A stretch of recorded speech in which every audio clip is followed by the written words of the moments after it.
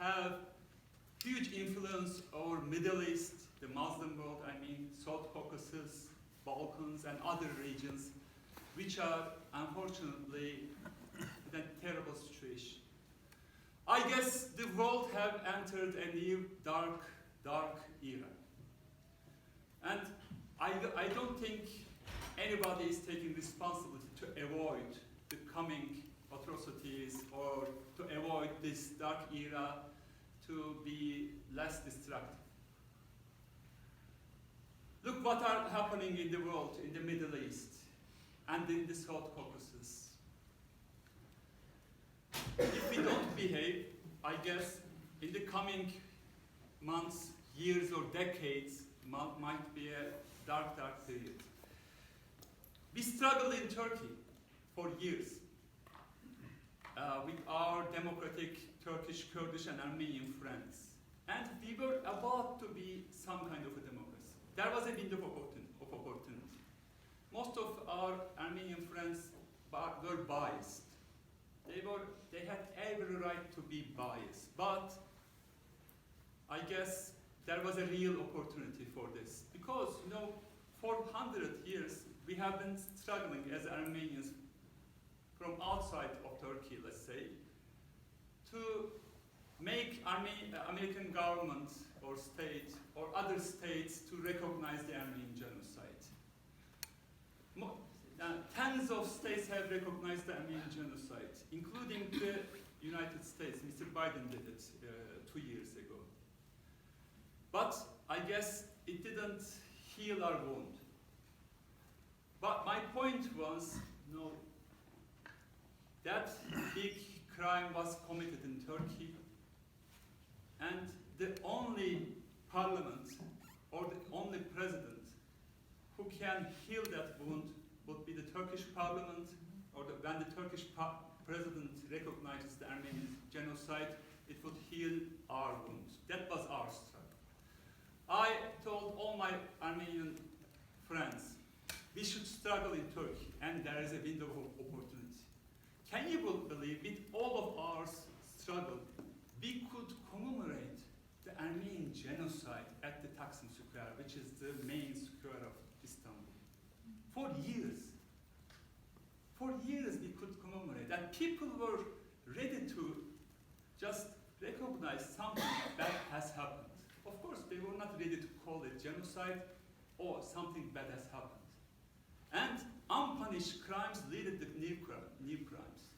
We have just learned, of course, everybody cares about their wound, but we got to learn again that after Hrant's funeral, there were other wounds as well. Alevis had wounds, Kurds as well. Kurds were struggling, and other minorities as well, LGBTs in Turkey, and others as well.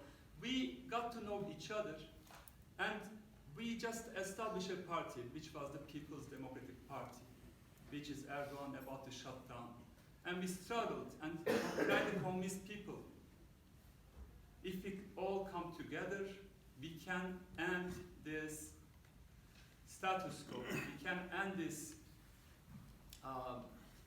vicious state regime and establish a real democratic state. But unfortunately, Erdogan, as you know, had a coalition with the Gülenists, and they had a power struggle. And after that,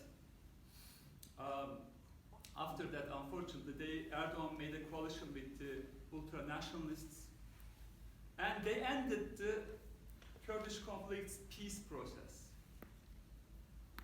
and started to jail Kurds, kill Kurds, repress Kurds, and of course it had a huge impact on other struggles as well, because we benefited from the Kurdish conflict, we benefited from the European Union process, and as Armenians started to have courage speak about our cause. But when that window of opportunity started to close, our cause were also started to repress.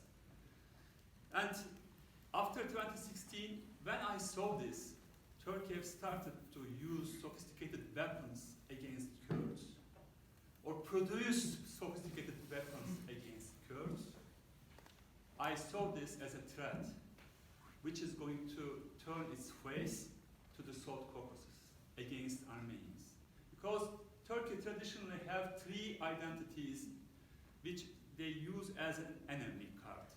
One is the Greek card, the second is the Kurdish card, and third is the Armenian card. And as you know, in the South Caucasus, there was an unsolved conflict. And Azeris were getting ready for a revenge. They were building leverages. Their focus was only to take revenge. But unfortunately, we were not ready to recognize that they were building leverages. Azeris got allies with Turkey, as you know, and Turkey delivered these sophisticated weapons to Azerbaijan. And moreover, as you know, at the Israel's border there is Hezbollah, and nowadays they are just sending missiles to Israel. In return of this, Israel just formed another garrison state in the South Caucasus, which is Azerbaijan. We sometimes think they sell these weapons against Armenians. No, they have no intention about it. Their only intention is to arm Azerbaijan, just to use as a garrison state against Iran, which one day they are going to need.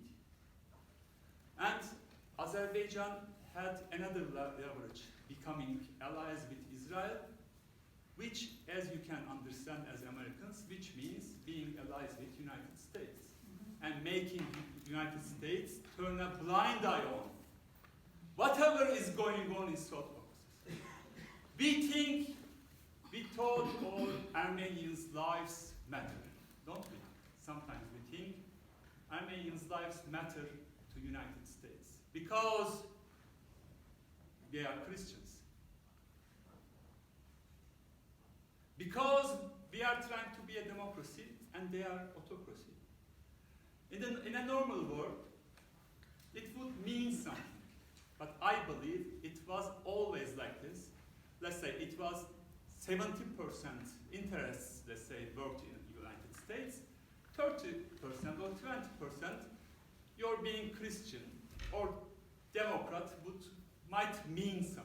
But in the new world order, unfortunately, now this world will be and less ordered by law. I'm sure about it, and ideals or whatever your identity is. This world will not be ruled by law at all. This world was always ruled by force. And in this dark era, the force, interests, or leverages will rule this world. Because there is again a great power rivalry, as you know, between China, Russia, United States, and other countries are trying to be allies with the authoritarian regimes or totalitarian regimes or the democratic regimes. That we see now, Azerbaijan made allies with Israel and Turkey, while we were turning a blind eye on it. Another leverage Azerbaijan had, which was Russia. Now, Russia, we think that Russia is our traditional ally. Don't we think Russia will just save Armenia whenever Turks or Azeris attack? But we should have taken a lesson out of the history. After the Armenian genocide, we thought, let's say, Russians will help us. Yes, somehow Russians and Armenians were together in the 1980s. And Armenia could establish the first Armenian Republic in 1918. When we were about to suffer a genocide in 1918, we stood up and fought back in Sardarabad and just established the first Armenian Republic. But then we started to fight with Turks and Azeris instead of making our country, somehow a strong country, then asking for further demands about territorial demands. We started to fight with Turks and Azeris. Azeris fought back. Moreover, Armenians fought with each other. Communist and nationalist Armenians fought with each other. There was a Russian finger in these fights. They were just manipulating these kind of fights, unfortunately. With these fights, we just lost the first Armenian Republic. Not only us, Azeris lost it at the same day. And Armenia became a garrison of Russia for decades. And when the Russian Empire collapsed, we started to fight with Azerbaijan. Before that, the atrocities had already started in Baku and Sumgayit, and other atrocities were all over the region. There was a war. We won the war, but we did not win the peace. We ignored the sufferings of the Azeris those years. Hundreds of thousands of Azeris had to flee their land. Azerbaijan did not have any kind of nationalist identity, but Azerbaijan just built a nationalist identity and filled the new generation with hatred of Armenians for decades.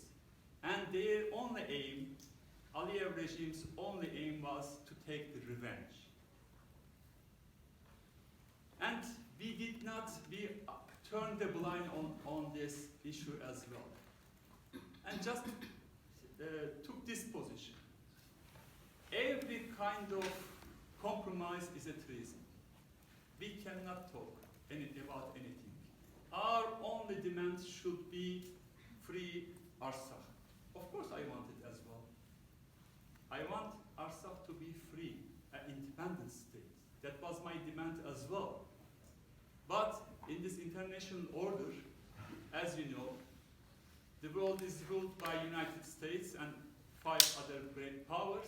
And if you are registered to UN as a free country, it means something. We were about to take autonomy in 1996. Do you know about it? Have you heard about it? I don't know. You should read Mr. Levon Tertatusyan's memoirs, his books. He's writing about it.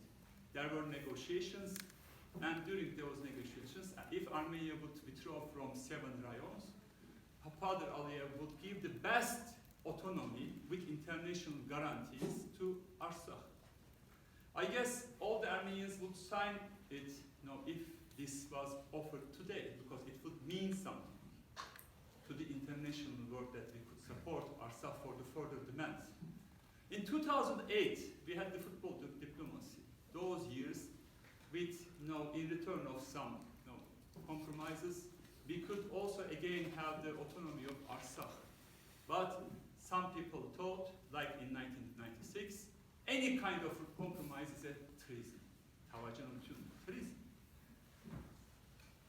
In diplomacy, what I learned is, if a country is so solid with ultra-nationalist thoughts, and if it is strong, there is no problem, of course. And if it is strong about their point, I'm not going to compromise. Whatever happens, if you feel strong, it's okay. If they hit you once, you hit you 10 times, like the Israel's position. They don't compromise.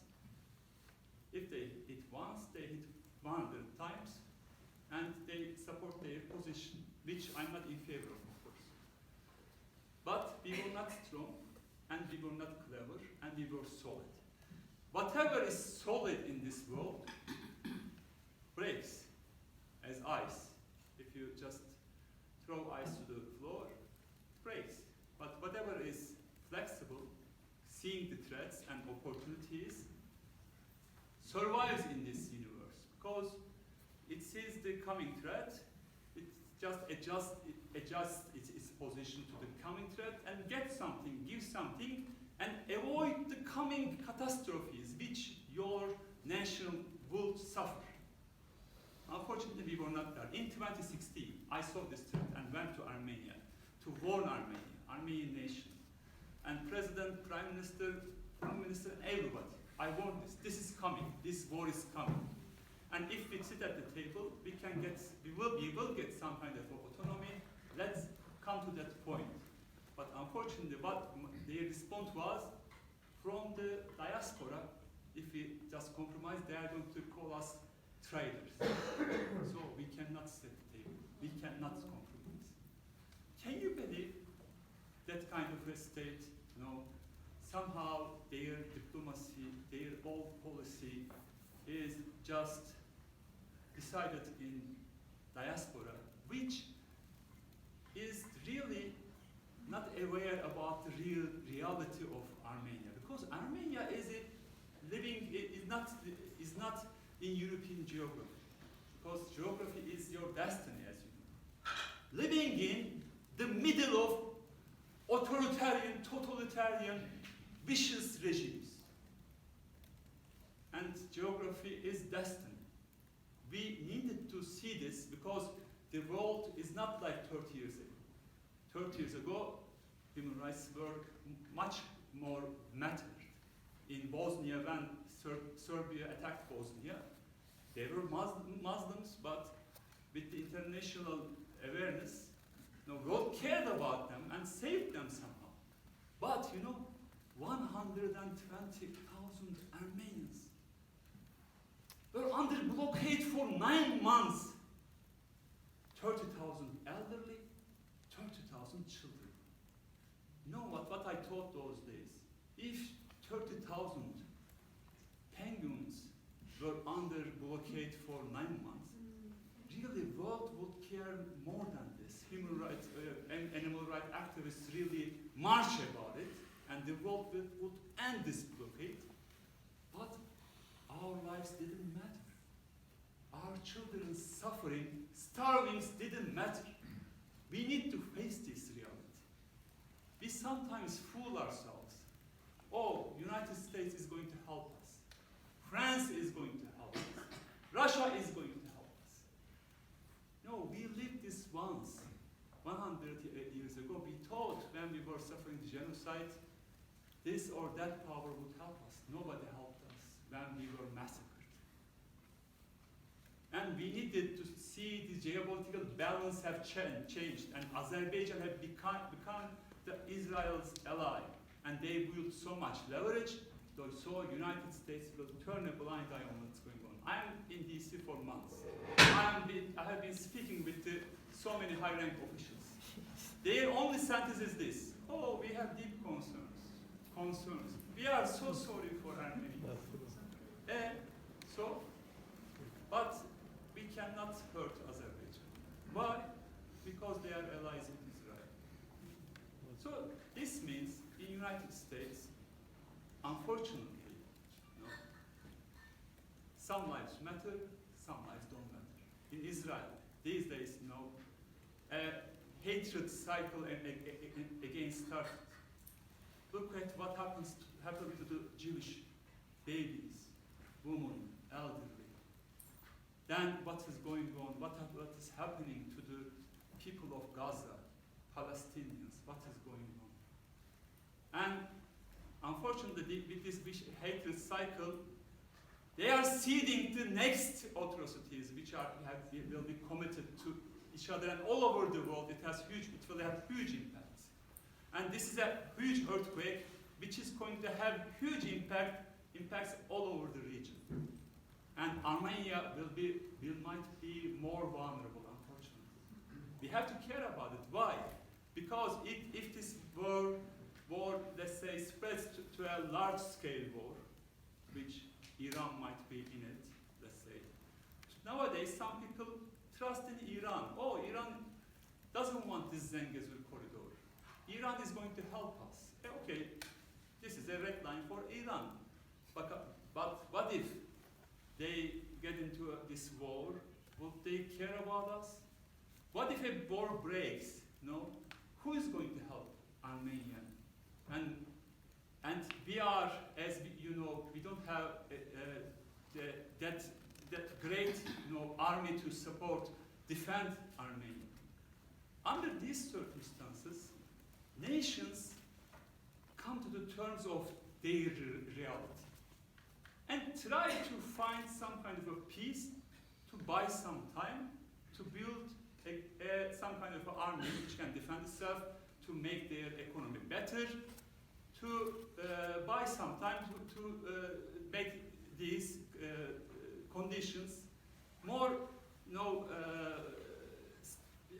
for a strong army to defend their country. But unfortunately, still, we are doing this. Unfortunately, we are still blaming each other. I want to tell you this. We lost ourselves. I'm so sorry about it. All the Armenians are so sorry about it, but this is a trauma for Armenians, all of us. But we have no time to mourn. No time to mourn. Now Armenia is at stake. Friends, Armenia is at stake. As you know, Turkish nationalist symbol is wolf. And as you know, there is a saying in Turkish, wolves like the misty weather. All our sufferings mostly happened in misty weathers. Nobody would thought, in the beginning of 1914, we might suffer the Armenian genocide. But when the World War just started, erupted, we suffered the Armenian genocide.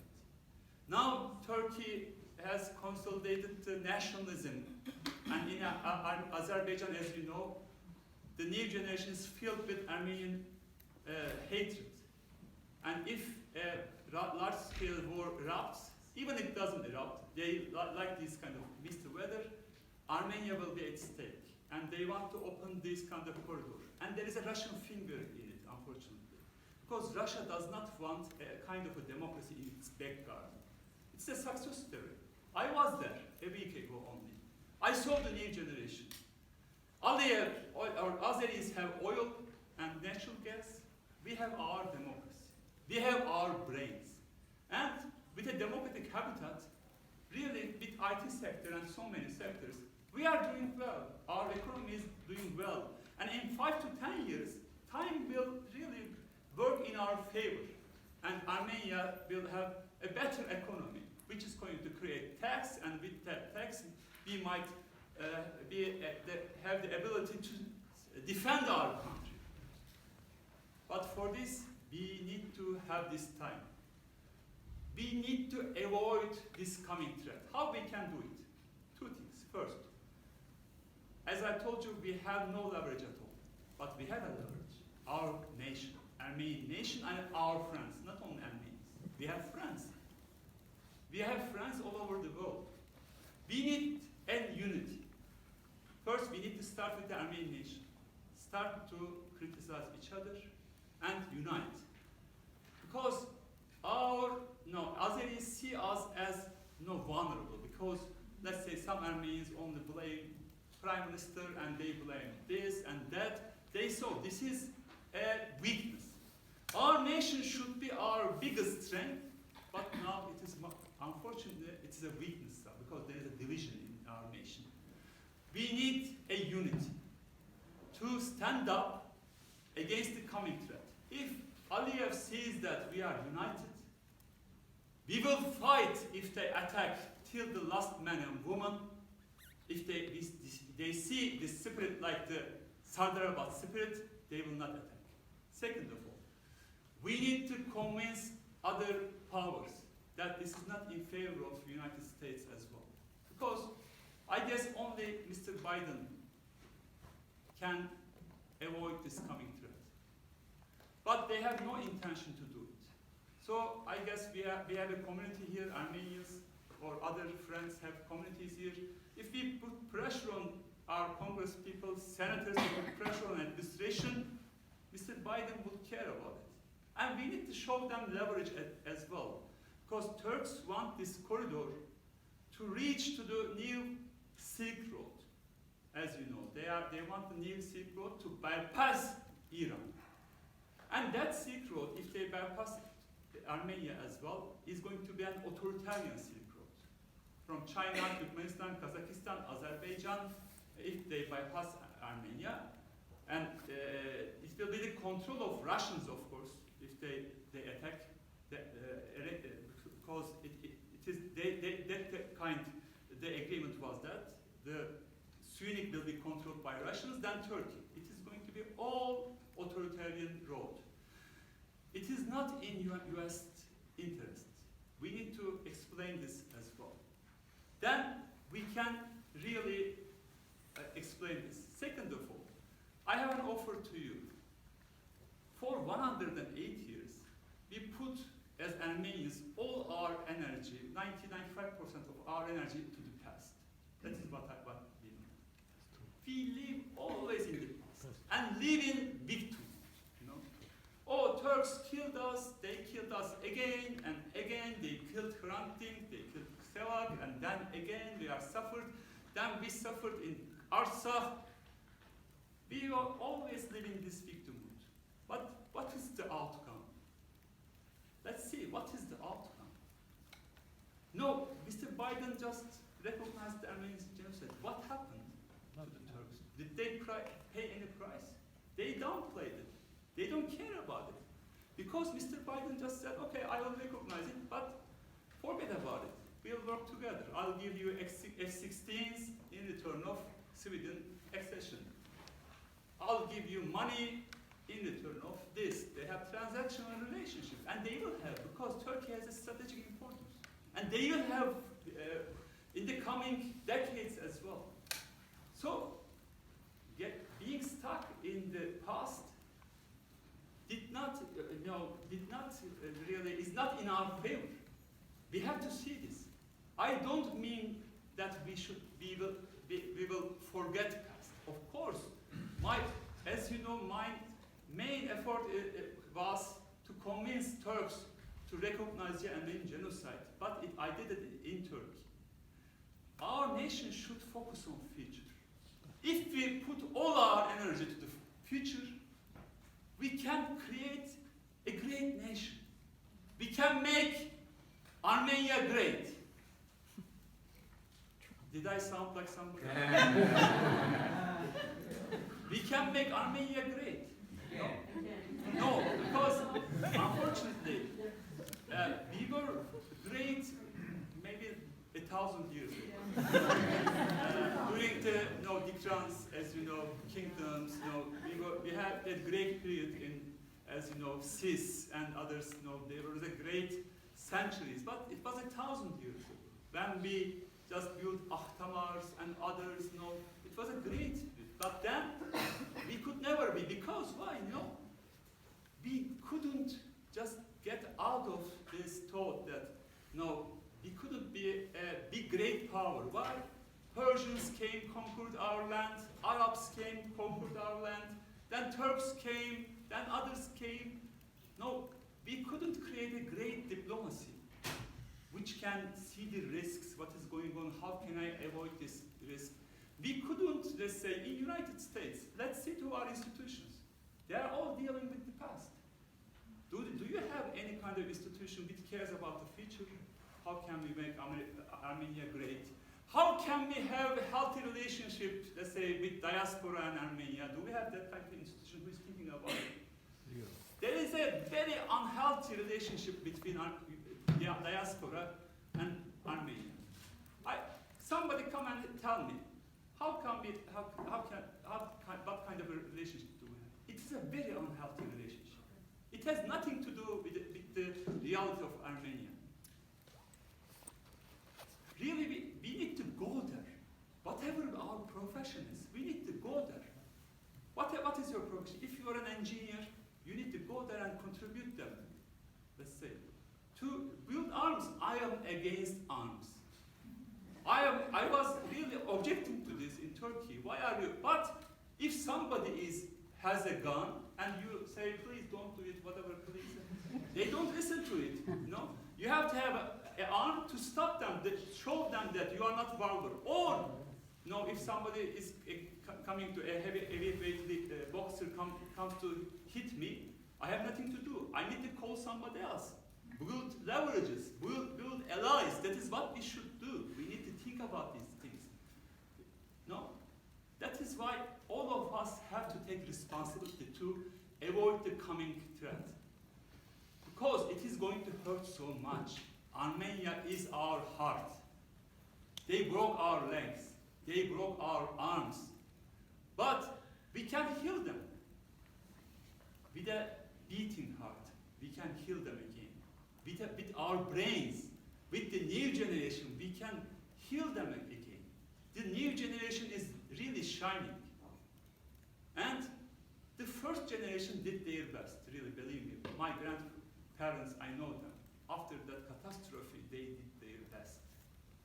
And the second generation, my father's generation, did their best. And my generation, third generation, we tried to do our best. But what I recommend to the new generation, there are so many youngsters here, don't listen to us so much. No, because we got stuck in the past. True. Now you have a future now. You need to build your future. You need to focus on building a future not only with Armenians, with Turkish, Kurdish, Azeri, and other young friends, believing in coexistence, about being strong. When somebody comes to hit you, you have to hit them twice. But when somebody extends their hands, Turkish or Kurdish friends, you need to shake that hand. That is what we need to do. The strategy should be being ready for peace and being ready for war. Both should be. And peace is in our favor, that's what I believe. But war is Azerbaijan's favor. I'm sure Mr. Aliyev's horror movie is peace. I'm sure about it. He cannot sleep. Oh, if peace happens, what will I do? Because I have been using enemy Armenia as an enemy for decades. I have been filling Azeris with Armenian hatred and stealing their money. Let's say corruption. He has tens of billions of dollars in the Western banks. Then this hatred ends. I'm sure Azeris people is going to ask, "Hey boss, you are so rich, why am I poor?" They are going to ask it. And they will remember when this hatred ends. Oh, we used to live with Armenians. Our parents used to live with Armenians. Let's start reconciliation. Let's start to talk about it. When we open the Turkish border, people will get to know each other. In the Turkish parliament, the most sentence was, when I was just elected, I went there, everybody was looking at me, what kind of somebody is this? This is Armenian, blah, blah. And they came and always asking in the first year, "Garo, how can you be an Armenian? You are a good man." They were always asking this, because they don't know anything about Armenians. They were taught about Armenians, and with bias, of course, thoughts, because the only things they know is Armenians betrayed us, so we had to kill them, and they are blaming us that, "Oh, you forced us to kill you. You forced us to kill you because you betrayed us." So we need to change this equation. We need to show that we are not their enemies. And peace is in favor of Armenians. That I want to underline this. And I want to end this sentence. I am telling this to the new generation, by the way. All of us, I'm sorry. I'm taking this to everybody. We need to focus on this sentence. This should be our last catastrophe. This should be our last catastrophe. And no more humiliation. Mr. Aliyev, you see, what did he do? He's stepping on Artsak's flag. Why is he doing it? Because he sees us vulnerable. If we unite, he will not be able to do it. This should be our last catastrophe. All of us, when you get home, please think about it. How can we make this our last catastrophe? Thank you very much. Rojava, Syrian Kurdistan.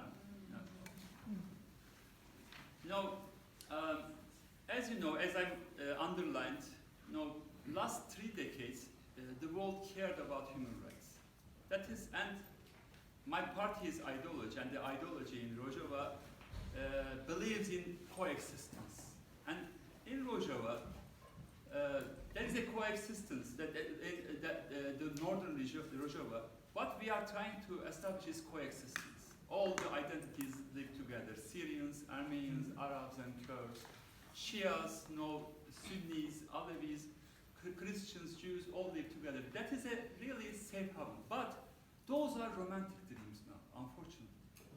10 years ago, the world cared about, oh, what a wonderful thing is it. Really, it's women fighters, let's say.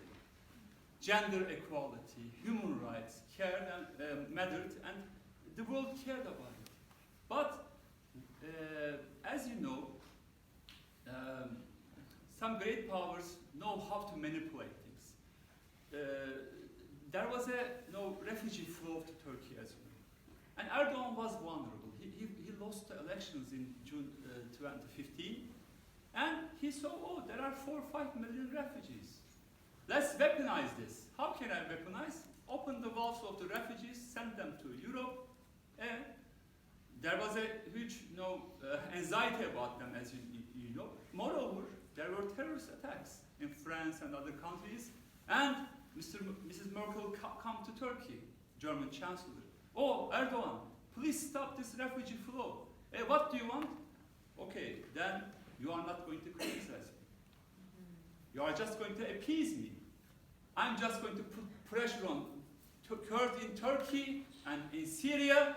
You are going to appease me. You are criticizing me. She said, okay. And they started to appease Erdogan. They started to send money every year. $5 to $10 billion is coming to Turkey to make Turkey as a buffer zone for refugees. So really, Europeans have a huge role in this, why Turkey deteriorated. Really. Started with 2008, when Sarkozy and Merkel, the right-wingers, they said, oh, Turkey cannot be a member of EU. Why? They have a Muslim majority. They have a Muslim majority. Because Turkey had an intention to go into the European Union, and we were benefiting from it. But they showed a cold shoulder. It happened after 2015, weaponizing the refugees, and Kurds and that safe haven was vulnerable, unfortunately. Until then, we have been suffering, and as you know, every day they are doing drone attacks to Rojava, killing so many people, but the world is turning a blind eye on it. No, some lives matter, as you know. If they have leverage, some lives don't matter. Unfortunately, Kurdish lives don't matter again. Unfortunately, they are vulnerable. Second lives are Palestinian lives, as you know. Of course, I'm very sorry what the Jews have suffered 2 weeks ago. But I'm so sorry for what Palestinians are suffering. We have to face this. Palestinian cause, what is it? No, Palestinians were struggling with a secular, let's say, they were struggling with secular institutions. And it had a legitimacy in the world. But Israel extremists were not happy with it. We have to divide this and support the jihadist movements in the Palestinian cause. Support Hamas. They just yellow-lighted, Israel just yellow-lighted Arab countries and Turkey to finance Hamas and make that monster, with, let's say, terrible mentality, which hates Jews, which don't believe in coexistence. They hate Jews. And this is a hatred cycle, unfortunately, which Israel has fed. That had a boomerang effect now. And if we turn a blind eye on what is going in Gaza, they are killing thousands of children there. It is feeding the next generation or next coming years' atrocities, unfortunately. And the third vulnerable identity is Armenians, unfortunately. In the Middle East and South Caucasus, there are 3 vulnerable identities. One is Armenians, the second is Kurds, and third is Palestinians. And these 3 causes, Armenian cause, Kurdish cause, and the Palestinian cause, are the Falklands. If we can solve these 3 causes with peace, that region will live in peace. I'm sure about it. Palestinian cause, Kurdish cause, and Armenian conflict, that region will live in peace. But unfortunately, big powers, great powers, who has hegemony, leverage, whatever, are just triggering these causes. And you know who is winning out of this? Who is winning? Let's say the gun factories and other, as you know, lobbies, so many big, great power rivalries. So we need to focus on it, not scapegoat anybody, not let dehumanize any identity. We cannot do it.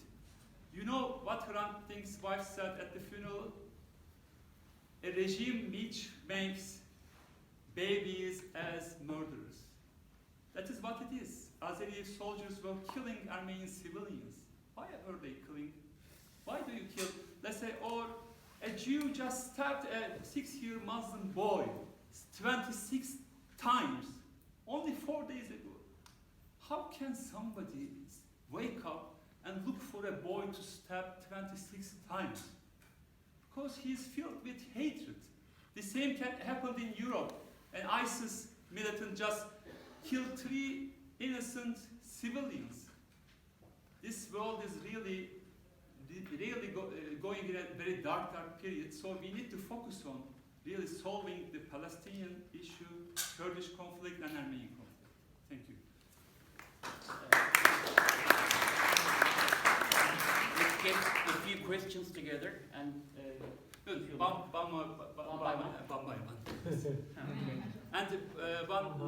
woman and one female. I'm going to ask you, well, thank you first of all. It was wonderful and your positive thinking. I'm going to ask you a hypothetical question that we've been through so many atrocities. So let's say we are waking up tomorrow morning and we find out that Azeris attack Sumy, which is unfortunately a very possible thing. Anytime. So what do you think is going to be the behaviors of, first of all, does Armenian government by now has any kind of ability to fight anything? What is going to be the reaction from Russia and from the West? For Russia, I can say it is already a Russian scenario going on. 45 days ago, Erdogan and Putin met in Sochi. Coincidentally, 2 days later, Artsakh President Arayik Harutyunyan resigned. What kind of a coincidence it is? And then, in Artsakh, a presidential election period have started. In those, when Azerbaijan has an intention to invade, let's say, Artsakh, they started the election period. And they made it an excuse. Oh, in my territory, somebody is electing a president. They explained this to the world. Would you just accept this, United States? If Armenians in Glendale, let's say, elect a president, would America tolerate this? I don't think so. Even they wouldn't tolerate. If you have power to defend your cause, they would tolerate, of course. But we didn't have a power. We were vulnerable. And we had maximalist demands, which was, as you know, a Russian finger in 1990s when we were about to have the autonomy. Somebody said, Russians, let's say, oh, don't accept this, ask for freedom, whatever. That is why we couldn't establish peace those years. Now it was a game. And they just had Artsakh with a catastrophe, of course. Now Armenia is at stake because the plan is this. That is what I heard, of course. Give Artsakh to Azerbaijan. In return, just put pressure on Armenia, open the corridor, which Russians are going to control, with Erdogan, of course, and end the democratic regime in Armenia with a coup attempt, just establish a puppet regime which is going to be in favor of Russia. This is a disaster, guys. This is a disaster, because this is not the Armenia that we dreamed of. That Armenia can never ever be strong, a functioning economy, never. Even in Soviet times, as you know, Soviet universe was like contributing to each other, that kind of a system. Now this system does not contribute to each other, and we don't have oil, we don't have gas, we have nothing. That means it's going to be garrison of Russia for decades. This is a disaster. So we need to avoid this. We have leverage, but in weeks, which your secretary just said, in weeks or months, this can happen. So we need to unite to avoid it. If we can really unite, I'm sure we can avoid it and put pressure on, of course, Biden administration. He can do something to avoid it. And Turkey is the key country. As I told you, Erdogan only cares about transactionalism. But if he doesn't see anybody criticizing about his ambitions, he does it. But if somebody says, oh, Mr. Erdogan, would you consider stopping about that? Don't do it. Let's establish peace. In return, I give you this. This world is like this, unfortunately. But unfortunately, they have no intention to do it. We need to convince them to do it. Thank you. Unfortunately, we are now like at the end of our Time. Okay, then two quick questions we can have. But- And then, but in 1 minute we have to okay, like. okay, Yeah. then stop. No, you can get the quick question. Okay, quick If question. you can ask in 1 minute. Because I spoke so long, I'm sorry, I didn't know this was it. Do you want one question? One question. Okay. Yes. This was an excellent talk. Thank you very much. You began your speech talking about how you're trying to do good in Turkey. Now, as far as I understand, you spend your time between Yerevan and Washington, D.C. Do you still feel that you can do any good in Turkey, or do you feel you can only do good outside? Yeah, Turkey is a lost case, unfortunately, for the short or mid-term. That is what I saw. I was struggling in Turkey to make Turkey as a democratic country, which would benefit all the region, not only Armenians, Kurds, Arabs, and everyone, to be a role model for the world, which has a Muslim majority. But I lost that hope. Why? Erdogan is an autocrat. He's not a democrat at all. But look at the opposition side. Look at them. Now, Kemal Kılıçdaroğlu, do you know him? I don't know. He just made the agreement just giving interior ministry to Ümit Özdağ, which is the new Talat Pasha. So, getting rid of Abdülhamid, we would have Talat Pasha in return. So where is the hope? Hope was HDP, but they repressed HDP. Hope is still HDP, of course, I believe. But unfortunately, if the nations, let's say 80% is in favor of nationalism, then it's a lost case. Of course, we will go on struggling. We will go on struggling. But I decided to struggle from Yerevan, from DC, to help Armenia now, because Armenia is at stake. That will be my mission, and I'll play a non-partisan role. I'll be in Armenia, Turkey, and United States to help the Armenian cause. Now, of course, I want to save the Kurds, Palestinians as well, but now I am focused on the Armenian cause because Armenia is at stake, and all of us need to contribute each other about this cause. Thank you very much.